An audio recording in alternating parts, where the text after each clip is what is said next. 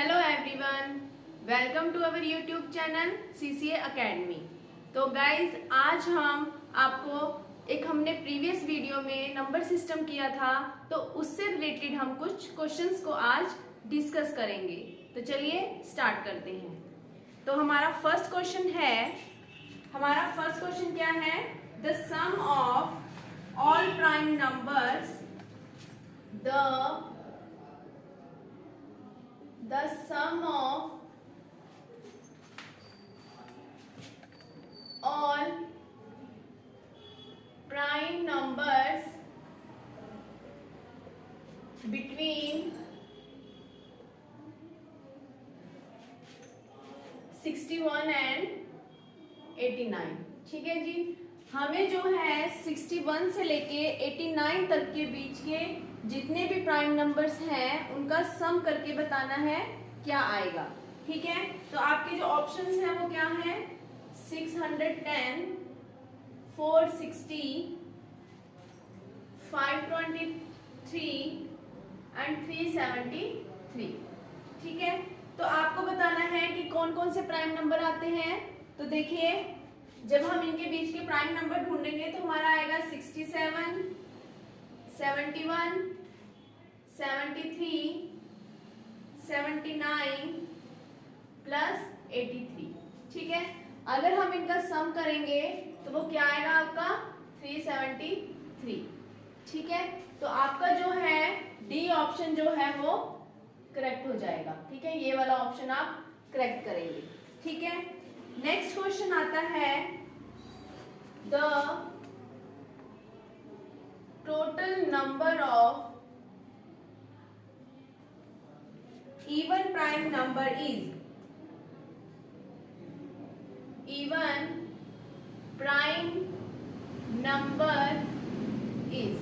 ठीक है, आपके ऑप्शंस क्या हैं? 0, 1, 2 या फिर नन ऑफ दीज। ठीक है, आपको क्या बताना है कि आपके इन ऑप्शंस में से total number of even prime number कितने हैं। तो आपको पता है कि इवन प्राइम नंबर कौन सा है हमारा? 2। ठीक है, तो हमारे पास कितने नंबर हो गए टोटल? सिर्फ 1 नंबर। ठीक है, तो इसलिए हमारा जो है ऑप्शन बी यहाँ पर ठीक रहेगा। नेक्स्ट है जीरो इज। ठीक है, जीरो क्या है? Natural number, a whole number, a integer। ठीक है, तो आपको बताना है कि जीरो क्या है। तो हमने प्रीवियस वीडियो में बताया था कि जो हमारा जीरो है वो क्या होता है? Whole number. ठीक है, तो इसलिए हमारा ऑप्शन बी जो है यहाँ पर करेक्ट है। नेक्स्ट है हमारा question, Which of the following statement is correct? ठीक है, आपको कुछ क्वेश्चंस दिए जाएंगे और आपने उसमें से बताना है कि कौन से स्टेटमेंट ठीक है। ठीक है, तो हमारा फर्स्ट ऑप्शन है exact value of pi is 3.14, exact value of pi is 22/7, या फिर pi is irrational number। ठीक है जी, तो आप बताएंगे कि इन तीनों में से कौन सा ऑप्शन हमारा करेक्ट है। तो यानी कि हमारा जो है सी ऑप्शन यहाँ पर करेक्ट होगा कि जो पाई है वो हमारा क्या होता है? Irrational number. ठीक है, नेक्स्ट आता है हमारे पास question, which of the following is irrational. आपको ऑप्शंस में से बताना है कौन सा नंबर जो है वो इरेशनल है। तो आपके ऑप्शंस हैं √9, √7, 4/5 या फिर √81। ठीक है, आपको इन चारों में से बताना है कि कौन सा जो आपका ऑप्शन है वो इरेशनल है। ठीक है, तो देखो √9 आपको पता है इसका √3 होता है। ठीक है, 4/5 जब आप इसको डिवाइड करते हैं तो इसका जो रिमाइंडर आता है वो क्या आता है 0। ठीक है, एंड उसके बाद √81 इसका जो आपका रूट आएगा 9 आएगा। तो यानी कि √7 जो है ये हमारे पास रिपीटिंग टर्म्स देगा, तो ये आएगा हमारा इरेशनल नंबर। क्योंकि हमने प्रीवियस वीडियो में पढ़ा था कि रैशनल और इरेशनल नंबर क्या होते हैं, कि जो रैशनल नंबर है उनका जो रिमाइंडर आता है उनका वो हमेशा 0 आता है, और इरेशनल का रिमाइंडर रिपीटिंग में चलता है। ठीक है, उनका जो रिमाइंडर होता है इरेशनल वालों का वो 0 नहीं आता है। ठीक है, तो आप जो है हमारी प्रीवियस वीडियो को भी चेक कर सकते हैं। ठीक है जी, चलिए अब हम नेक्स्ट क्वेश्चन पे चलते हैं। आपको बताना है which one is rational। आपको बताना है कि अब ऑप्शंस में से कौन सी टर्म रैशनल है। ठीक है, तो √3, ठीक है, 4/0, 0/4, ठीक है, एंड पाई। ठीक है, आपको बताना है कौन सी टर्म रैशनल है। तो देखो यहाँ पर √3 आपको पता है, √3 को जब आप डिवाइड करते हैं, जब आप इसका रूट निकालेंगे तो हमेशा रिपीटिंग में आएगा आंसर। ठीक है, पाई आपको मैंने अभी बताया कि इरेशनल है। ठीक है, अब आया है 4/0।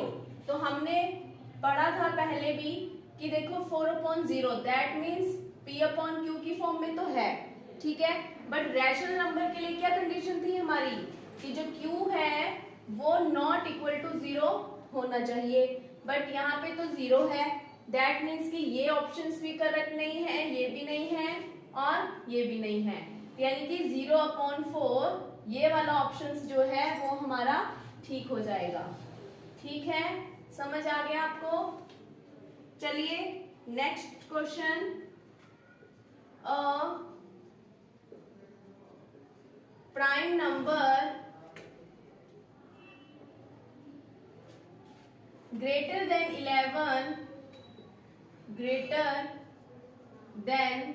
11 will never end with। ठीक है, आपको बताना है ऑप्शंस में से कि अगर हम 11 से ज्यादा का प्राइम नंबर देखें तो वो कभी किससे एंड नहीं करेगा।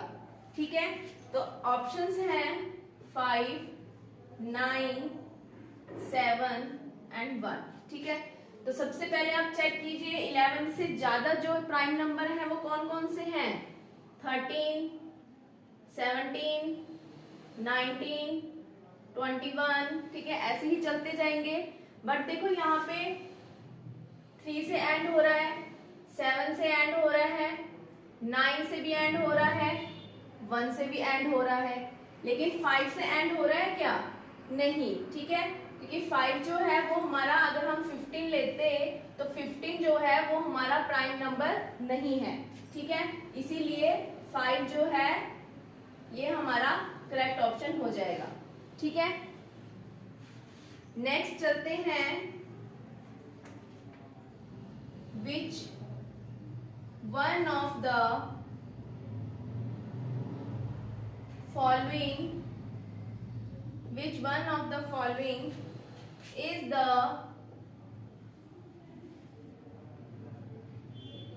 square of natural number। ठीक है, आपको ऑप्शंस में से बताना है कि कौन सा स्क्वायर है नेचुरल नंबर का। ठीक है, आपके ऑप्शंस हैं 1 3 6 1 6 2 1 2 6 7 3 8 4 1 0 8 8 3 3 8 5 6 4 1। ठीक है, ये आपके ऑप्शन है। तो आपको बताना है इनमें से कौन सा स्क्वायर नेचुरल नंबर का स्क्वायर है। तो आपके लिए आपको इसके लिए क्या ध्यान रखना है कि अगर आपका कोई भी टर्म, ठीक है, अगर वो किससे एंड कर रही है 1 4 9 6 5 0, ठीक है, अगर आपकी इनमें से या कोई भी टर्म आपकी अगर इनसे एंड करती है, दैट मीन्स वो क्या बनाएंगे, स्क्वायर बनाएंगे। ठीक है, नेचुरल नंबर का स्क्वायर बनाएंगे और अदरवाइज नहीं बनाएंगे। ठीक है, तो देखो यहाँ पर एंड किससे हो रही है टर्म 2 से, यहाँ पे 8 से, यहाँ पे 3 से और यहाँ पर 1 से। तो हमने क्या बोला है कि अगर 1 से एंड करती है तो हमारा नेचुरल नंबर का स्क्वायर बन जाएगा। दैट मीन्स हमारा जो डी ऑप्शन है वो करेक्ट हो जाएगा। ठीक है, आपको ये चीज ध्यान रखनी है। ठीक है, आपसे ये भी पूछ सकते हैं, ऑप्शंस दे दी हूं मैं आपको इन ऑप्शंस में से बताना है कि नेचुरल नंबर का स्क्वायर कौन सा नहीं है। ठीक है, नहीं है बताना है। तो देखिए ऑप्शंस आप 2 8 5 6 1 1 4 3 6 4 2। ठीक है, ये आपके ऑप्शंस हैं। चलिए इसका एंड चेक करते हैं। इसका एंड हो रहा है 6 से, ठीक है, इसका एंड 5 से, इसका एंड 1 से और इसका एंड 2 से। तो हमने क्या बोला था कि स्क्वायर जो है नेचुरल नंबर का कौन सा नहीं होगा, जिनका एंड इनसे खत्म नहीं होगा। तो यहाँ पे 2 जो है हमारा नेचुरल नंबर का स्क्वायर नहीं बनाता है, इसलिए हमारा डी ऑप्शन करेक्ट है। क्योंकि हमने यहाँ पे पूछा था कि not a square of natural number. ठीक है, तो आपसे कैसे भी करके पूछ सकते हैं। ठीक है, चलिए नेक्स्ट क्वेश्चन।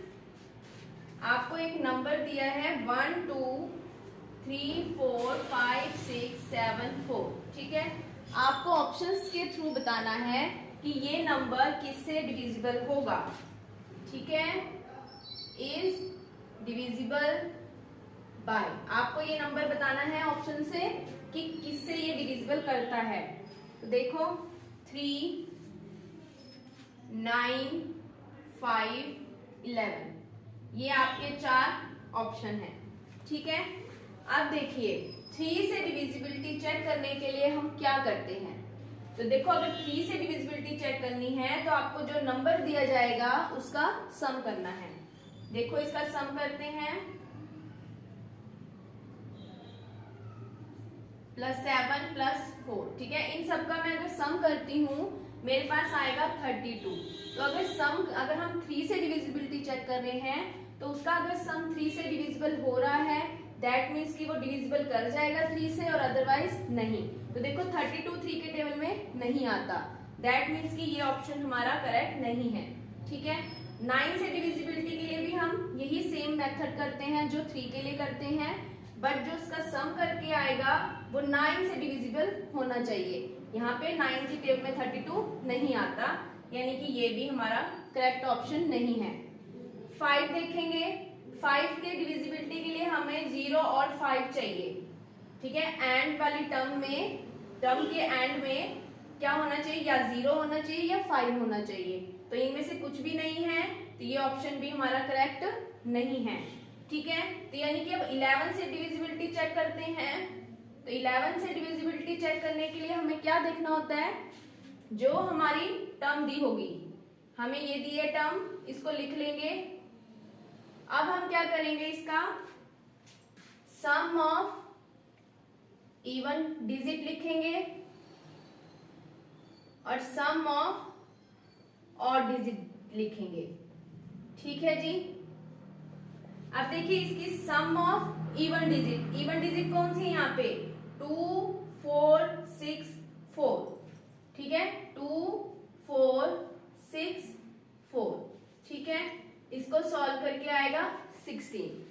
अब हम देखेंगे सम ऑफ ऑड डिजिट, तो 1 3 5 7, 1 3 5 7, ठीक है तो हम इसका जब सम करेंगे तो क्या आएगा 16, ठीक है। तो अब हमने क्या करना है सम ऑफ इवन डिजिट और ऑड डिजिट को माइनस कर देना है, तो 16 माइनस 16 क्या आ रहा है 0 आ रहा है।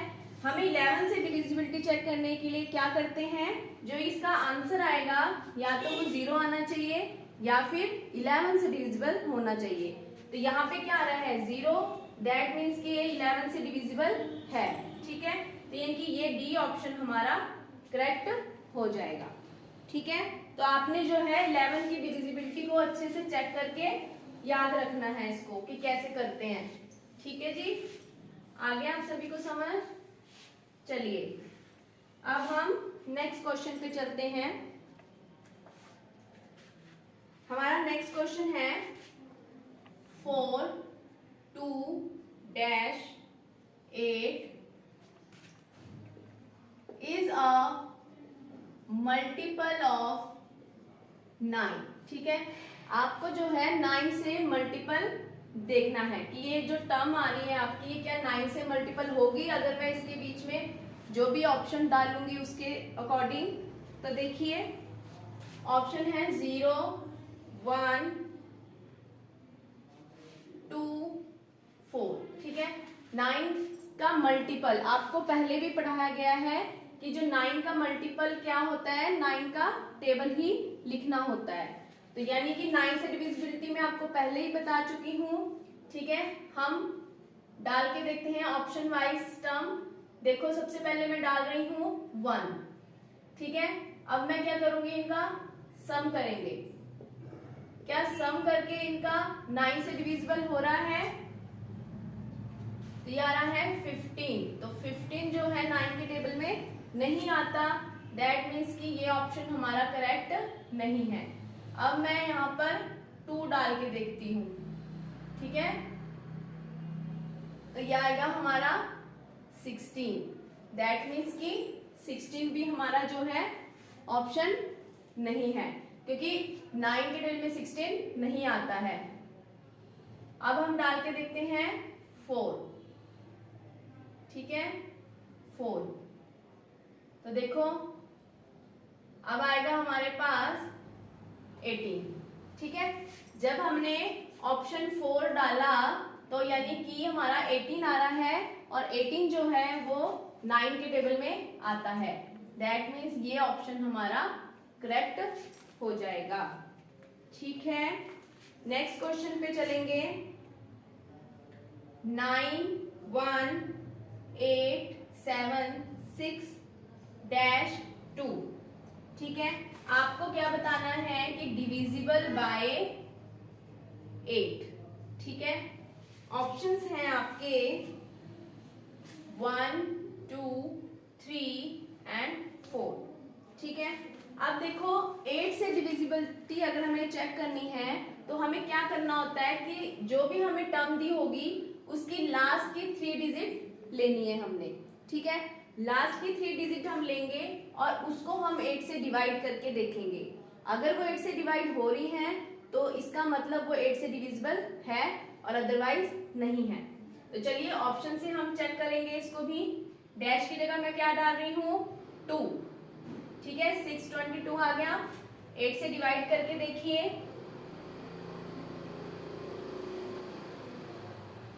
62 आ रहा है, 8 के टेबल में 62 नहीं आता। अब मैं लेके देखती हूँ, देखो 2 से हमारा नहीं आया, ये ऑप्शन गलत हो गया। 4 लेके चलें, 4 लेके चलते हैं, ठीक है तो 8 8 जा 64 तो यहीं पे हो गया, 2 हमारा रिमाइंडर बच गया, दैट मीन्स कि ये ऑप्शन भी गलत है। अब मैं क्या लेके देखती हूँ 3, ठीक है जी। अब हम 3 लेके देख रहे हैं तो क्या ये 8 से डिविजिबल होगा, चलिए देखते हैं। 8 7 जा 56, माइनस किया 72 आ गया। 8 से पूरा डिविजिबल हो रहा है, मतलब अगर मैं लास्ट की 3 डिजिट ले लूं, ठीक है, उनको अगर मैं डिवाइड करूं 8 से, अगर वो पूरी डिवाइड हो रही है तो वो 8 से डिविजिबल होगा। और मैंने कौन सा ऑप्शन लिया था? C option. दैट मीन्स कि हमारा ये ऑप्शन जो है करेक्ट हो जाएगा। सी ऑप्शन आपका करेक्ट होगा। ठीक है, आ गया आपको समझ? Next question 9 7 2 1 5 dash 6। ठीक है, आपको क्या बताना है? ये किससे डिविजिबल होना चाहिए? ये आपको 11 से, इज डिविजिबल बाय 11। ठीक है, आपके जो ऑप्शंस हैं वो हैं 1 2 3 एंड 5। ठीक है, अब देखो इसको हम ऑप्शन से ही करेंगे। देखो मैंने क्या बोला था कि आपने 11 से डिविजिबिलिटी चेक करने के लिए इसके sum of even digit, sum of odd digit, आपने उन दोनों का डिफरेंस निकालना है। अगर उनका डिफरेंस 0 और 11 आता है या 11 का डिविजिबल आता है, दैट मीन्स वो 11 से भी डिवाइड होगा। ठीक है, तो चलिए ऑप्शन से ही करेंगे हम इसको भी। देखो हमने पहले भी किया हुआ है लास्ट क्वेश्चन एक। अब देखो इस टर्म को हम ऐसे उतार लेंगे और ऑप्शन वाइज हम चेक करेंगे। ठीक है, मैं जो है ऑप्शन 3, सी ऑप्शन जो है 3 लेके चलती हूँ, तो देखो आएगा उससे हमारा, देखो sum of even digit. Even digit कौन सी है? 7 1 3। ठीक है, 7 1 3 ले लिया।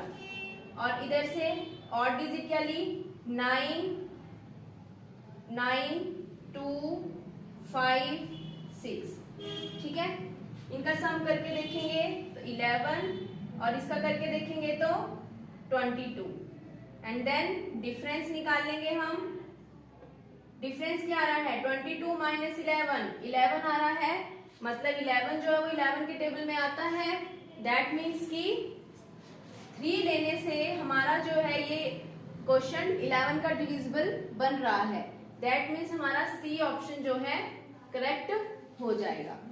ठीक है, तो आपने जो है इसी तरह से सारे क्वेश्चंस जो हैं और भी ट्राई कर लेने हैं। तो आई होप आपको हमारी वीडियो अच्छी लगी होगी। तो प्लीज़ हमारी वीडियो को लाइक कीजिए, शेयर कीजिए और सब्सक्राइब कीजिए। Thank you.